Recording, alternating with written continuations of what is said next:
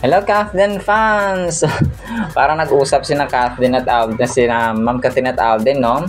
Para silang zero na post mga kasombrero sa Instagram. Si Sir Alden, parang nakakapanibago na wala siyang pinost, no? Mga isang araw, hindi, kagabiling last niya na parang nag-expire na yung story niya. So hanggang ngayon, wala pa rin siyang post kanyang Instagram stories mga kasombrero. Pero marami tayong updates, no? Mula sa kanilang brands, mga customers at admins dito. Pero yun, parang naisip ko, parang nag-uusap yata ang dalawang to na hindi mag-post sa kanilang Instagram. Si Ma'am Catherine, bihira talaga siya. Pero Sir Alden talagang nagpahinga or siguro busy lang si Sir Alden, no? Sa kanyang kaliwat kanang agenda. So baka mamaya ay andito na rin siya mga kaso sa Pilipinas. Talagang busy lang sa biyahe. Si Phenomenal Box Office Cinema King. Kasi nga ay tawag dito, wala talaga siyang pahinga, no? Yung pahinga niya na siguro yung gala-gala doon saglit sa Hong Kong mga kasombreros. So pero mamaya, no, baka mag-post na rin siya. So sa updates natin marami, no? Pinakauna dito si Ma'am Catherine, pumunta ng IV Clinic, no? Nagpaganda at nagpa-facial ulit si Mrs. Fulkerson. May nakita pa rin ako nag-post, no? Pero isa lang siya. Siguro hindi siya nakapanood ng ating nung ating update na sina Mayor Mark Alcala at Sanya Lopez ay spotted, no, na 4 times na mga kasombreros na magkasama. So naniniwala pa rin siya na may Mayor Mark Alcala at saka Catherine Bernardo status na relationship mga kasombreros, no. So although she supports naman si Sir Alden, pero si Ma'am Catherine ayaw niya kasi may Mayor Mark Alcala na daw. Pero hindi niya sila napanood na yung kay Ma'am Sanya Lopez nga na vinlog din natin na pinost ni Ma'am Naybara Lopez na video mismo mga kasombreros na magkasama sina Mayor Mark Alcala at si Sanya Lopez. So sa mga ayaw pa rin maniwala kahit may resibo na ang relasyon ni na Mark Alcala at ni Sanya Lopez ay choice nyo na po iyon, ha. Basta tayo dito ay nag-inform lang tayo. So na sa tama mga kasombreros. So pag andyan yung katotohanan sa ating harapan tapos hindi pa rin tayo maniwala ay nako po, mukhang delikado po iyan, no? Kasi baka nabubulag tayo sa katotohanan. So yun.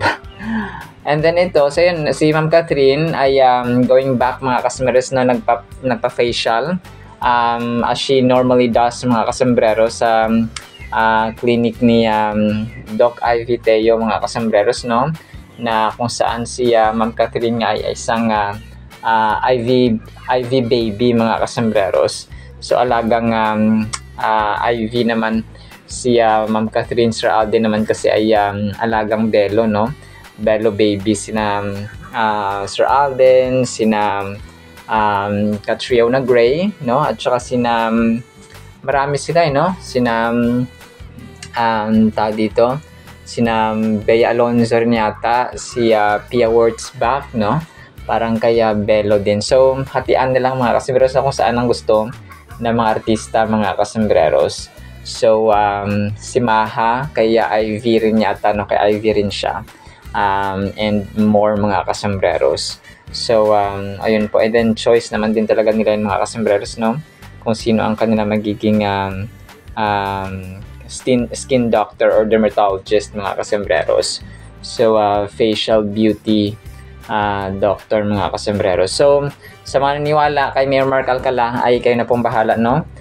Basta kami naka-move on na kami. Masaya na sina Mayor Mark Alcala at saka si Ma'am Sanya Lopez. So wag na natin hadlangan ng kanilang kaligayahan. And then ito, yung sige, ito muna. Spotted na si Sir Alden. Sumakses si ma'am dito, no, si ate. Naka-mask si Sir Alden dito, tapos naka-blue siya. And then nagpa-picture dito si ma'am, no, na isang crew yata mga kasombreros doon sa lugar na kung saan spotted si Sir Alden. So naka-maskara siya dito. Naka-mask mga kasombreros, no. At saka kasama niya sina Mama Ten at saka si Sir Leysa mga kasombreros. So if I'm not mistaken, iniisip ko yung time ng P77 na pelikula na premiere night ni Ma'am Barbie Forteza. Parang ito yata yun mga kasombreros. na naka-blue si Pops Alden, tapos naka-cap siya, no? Naka-sombrero, mga kasambreros, tapos nakapantalon. Correct me if I'm wrong, no? Nakasama niya pa dito si Mama Ten at saka so of course excited si Ma'am, no, na magpa-picture. Nag-ano pa siya, wacky dila trend si Ma'am, mga kasambreros, no? Na ayaw sana ni Sir Alden na ginagawa ng mga fans, mga kasambreros. Parang nawirduhan at saka nag-cringe siguro siya, no? Na kapag ginagawa yun ng mga tao, mga kasambreros, na may padila trend, mga kasambreros, no? Okay lang kung sa kanya, pero sa iba, kapag nakita niya ay parang ayaw niyang tingnan, mga kasambreros. And then ito, so yung kanyang CDO ay nag-post, no, ng panibagong post kanina, mga kasambreros, na kung saan si Sir Alden nga ay model dito. Nakadilaw ulit siya. Sa panibagong post ito, mga kasambreros, no, ng CDO Carne Norte. Nakadilaw siya dito, although sa picture or sa video ay wala si iba kasi ito, no? Si Sir Alden lang dito, wala si Daddy Bay, mga kasambreros. So dito ay parang kakain, no? Nakabuka yung bibig ni Sir Alden, mga kasambreros, na tila kakain ng favorite niya na CDO Carne Norte. So nakadilaw siya dito. And grabe, no? Grabing achievements at saka blessings ng Kathleen, mga kasambreros. Kaliwat kanan yung sila nilang minsan yung umaayaw, no? Kapag di na kaya ng schedule, tulad ni Sir Alden, nagkakasakit na dahil sobrang lagari. Kung gusto niya hatiin ng kanyang sarili, ay siguro hinati na niya, mga kasambreros. Pero hindi pwede kasi isang tao lang tayo, of course, no? Isang individual lang, mga kasambreros. Tapos may caption dito ang CDO Carne Norte, of course, no? Na kanilang post sa Facebook account, mga kasambreros. Sarap na uuwi-uwian, that's CDO Homestyle Corned Beef. Tikman ang beefy linamnam and juicy sarap difference in every bite. CDO or hashtag CDO Homestyle and Alden, hashtag CDO Taste of Home. Add to cart na yan. Lazada, Shopee, GrabMart at meron na sa TikTok shop. So ito yung sasabi ko na mas abot kasi at mas marami, no? Yung market ng CDO, ng TikTok, mga kasambreros. Kasi mas marami doong tumatambay, mga kasambreros, na tambayers na mga gustong bumili ng mga items. Kasi mura na, mga kasambreros, and legit, no? Yung mga din doon, mga kasambreros, sa TikTok. So meron na silang TikTok shop, no?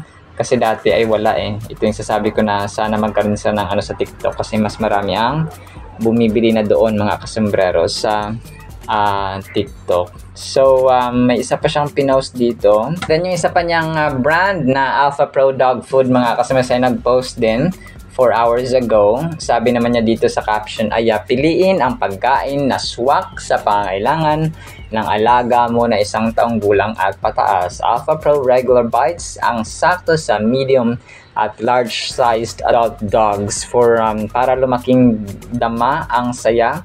Punta na sa pinakamalapit na pet store or mag-check out online.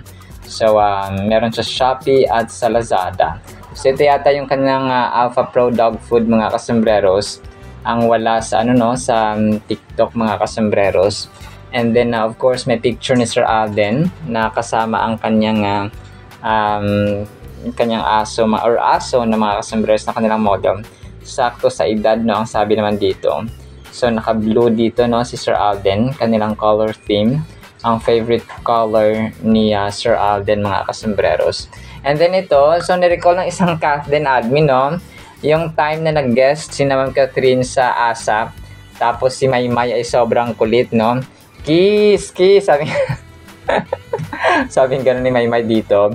Tapos malapit na yun, sabing gano'n kasi di ba ang sayaw nila dito ay slow-mo, mga kasambreros, no.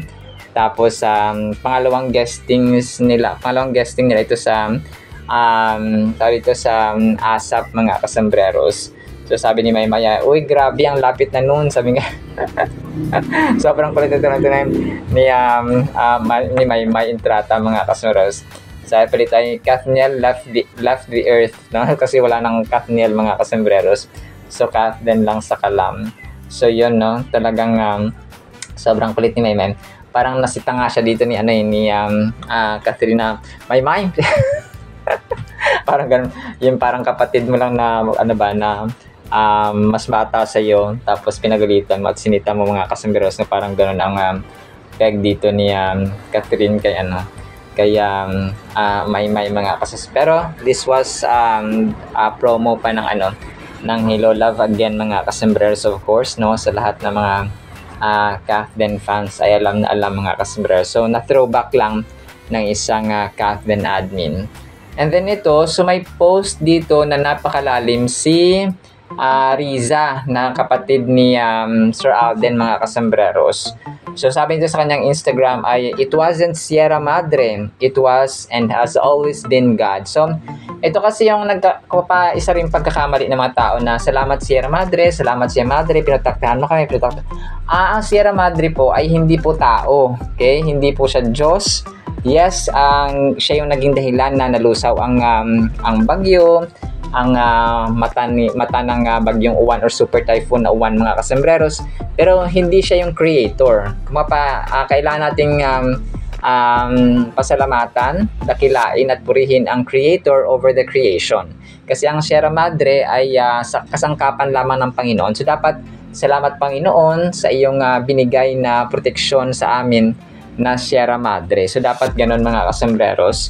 So hindi naman ibig sabihin na hindi tayo nagpapasalamat na may Sierra Madre, but yung ating lang ay nakatuon dapat ba nakasentro sa Panginoon because He created Sierra Madre and all the mountains. Kasi wala namang kayang lumikha ng Sierra Madre mga kasombreros kumaga pa ng any mountain mga kasombreros na kagaya ng Mount Apo, no, ng Mount Canlaon, Mount Mayon, and so on mga kasombreros. So sila po ay gawa ng Panginoon mga kasombreros. Kung kaya pasalamatan natin na yung mountains, mga burol, ay gawa ito ng Panginoon mga kasombreros, na kung saan ay dapat natin pasalamatan ang Panginoon rather than just yung Sierra Madre itself mga kasombreros. So tama itong sinabi ni pinost ni Riza mga kasombreros, no. So siguro nagbabasa rin sila sila Riza ng Biblia mga kasos kagaya ng kanyang kuya. I know na in-encourage din ni Sir Alden yung kanyang mga kapatid na magbasa rin ng Biblia because napakahalaga po nun sa buhay mga kasombreros. We know for a fact na yun nga, no, Sir Alden ay hindi lamang financial ang binibigay din sa kanyang mga kapatid or sa kanyang pamilya, but more than that is spiritual aspect, no, yung spiritual life mga kasombreros na yun nga, no, na una natin matututunan sa pagbabasa ng Biblia mga kasombreros. So actually yun lamang, no, sa ating Kathleen items. Sana po ay pakinggan po natin ang Word of God. Today is November 11, 2025. Tuesday na po mga kasombreros, no? Nawa po ay pakinggan po natin ang Word of God. And yun, talagang patuloy natin na ipanalangin ang ating bansa na magkaroon ng breakthrough. Nagpasan na natin lahat mga kasombreros, pero marami pa rin na damage talaga ng bagyong Uwan, bagyong Tino mga kasombreros.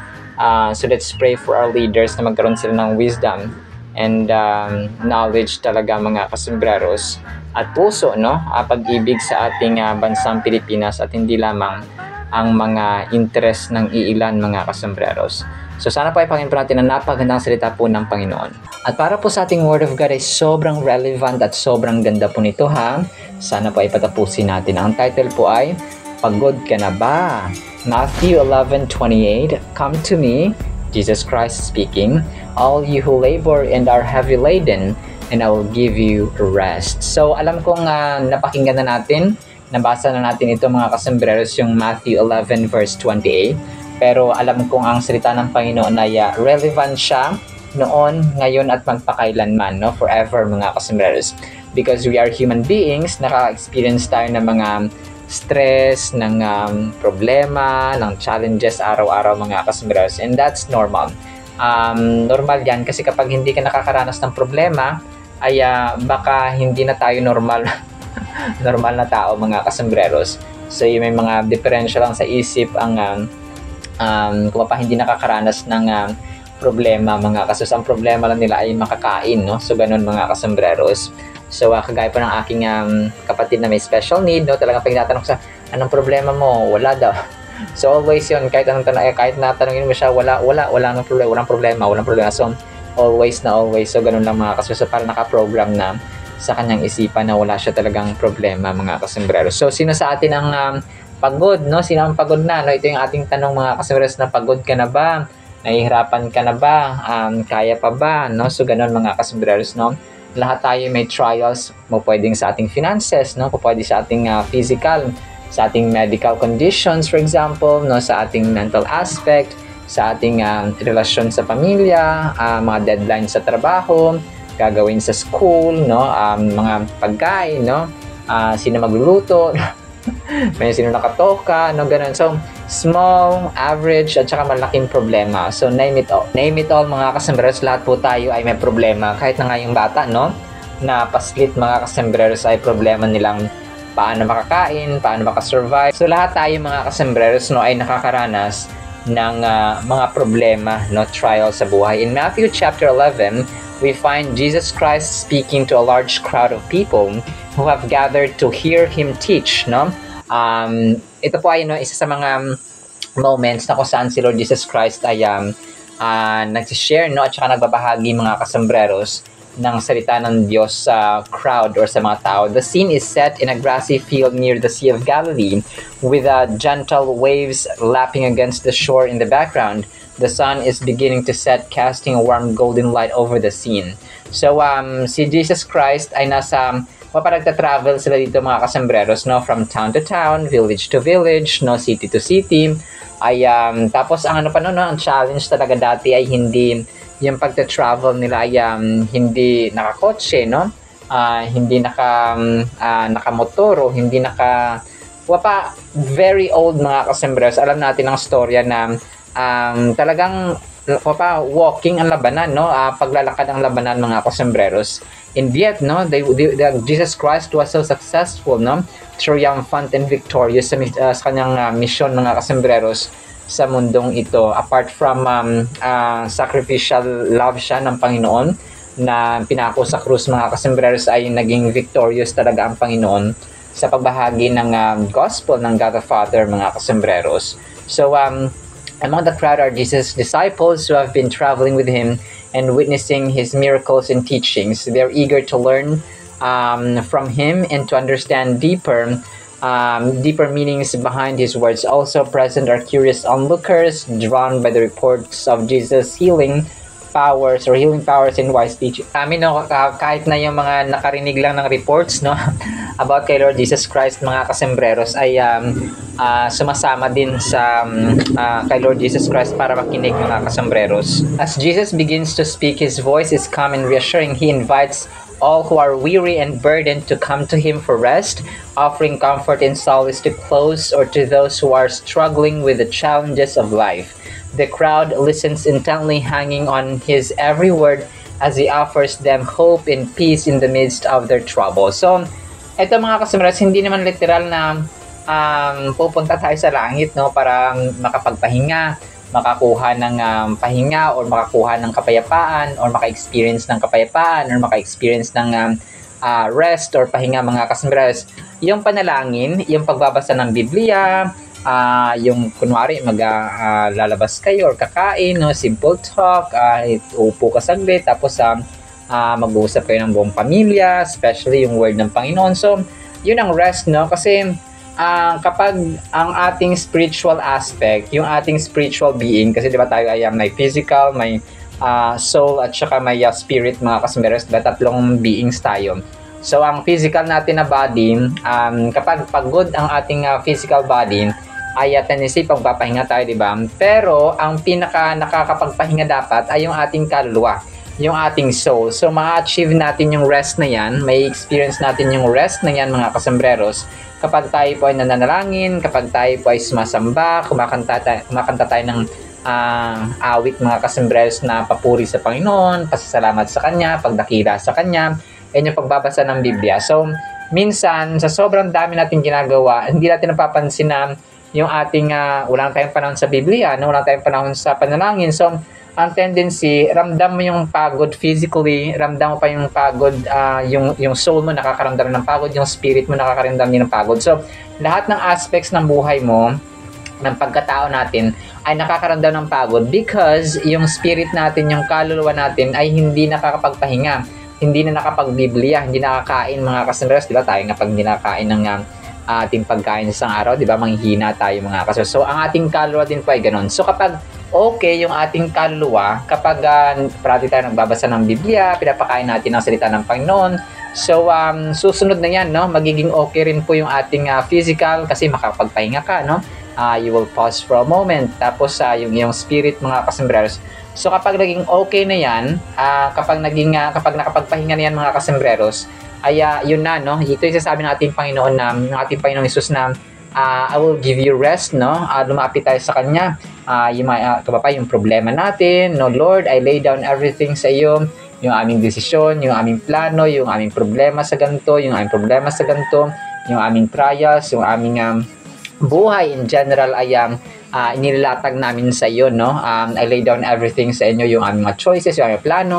So, ganun ba mga kasunod, yung aming mind, yung aming pamilya. So, lahat ilatag natin, ibigay natin sa Panginoon mga kasunod. Hindi man literal na, Lord, ito yung anak ko, So, hindi po, sa panalangin po natin yan babanggitin mga kasunod. Of course, yung time natin talagang, yung agenda natin araw-araw, kailangan may time tayo sa panalangin. Hindi pwedeng hindi tayo maglalaan ng oras kasi time is precious para sa tao, mas precious ito sa Panginoon because He is the giver, no?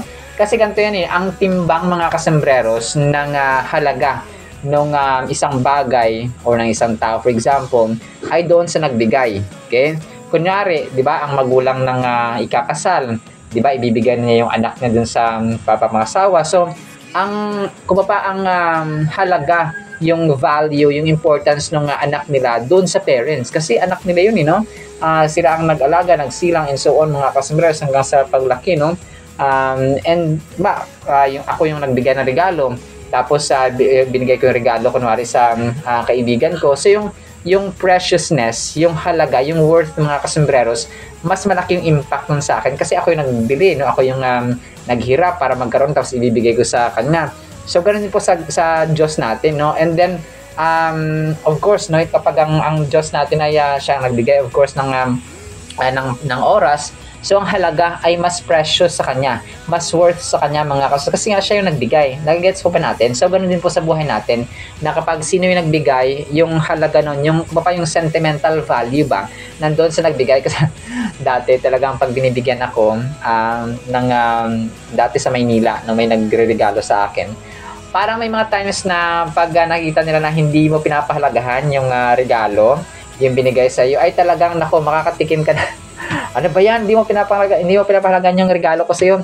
So whereas, no, kapag pinahalagahan natin yung regalo ng yung nagbigay sa atin, kunwari yung oras talaga, no? We are sharing time para sa Bible, sa salita ng Panginoon, sa kalooban ng Panginoon, ay nalulugod ang Panginoon sa atin. So nagagets po ba natin? So ganun po siya mga kasimera. So kunwari, no, di ba, yung binigyan ka na regalo tapos hindi mo pinahalagahan. So yung nagbigay sa ng regalo, hindi ka nabibigyan sa susunod kasi hindi man pala pinapahalagan yung binibigay ko sa regalo. So sa susunod hindi kita nabibigyan. So ganun mga kasamas, no? So pero kapag nakita na pinahalagahan natin yung regalong binigay sa atin, especially yung oras, no, na regalo ng Panginoon, naglalaan tayo para sa Panginoon mga kasambrers, ay malulugod siya sa atin. Kapag siya ay nalugod, ibang klase mga kasambrers, no, ang benefits at saka pangako na ibibigay ng ating Panginoon. And Jesus is gentle and humble in heart, and He offers to carry our burdens for us when we allow Him to take the weight of our shoulders. Weight off our shoulders, we can find rest from the struggles and weariness of life. So we can find true rest, no, tunay na pahinga, and refreshment for our souls by placing our trust in Him and following His teaching. So yun ang sinabi natin mga kasamiras. No, napakaganda itong Matthew 11:28 na lalo po sa mga magulang, sa mga nanay dyan, tatay, or sino man dyan na nagtatrabaho, for example. Ito po ay talagang invitation sa atin na tayo po ay maglaan talaga ng panahon, no? Para sa ating Panginoong Diyos na makapangyarihan sa lahat.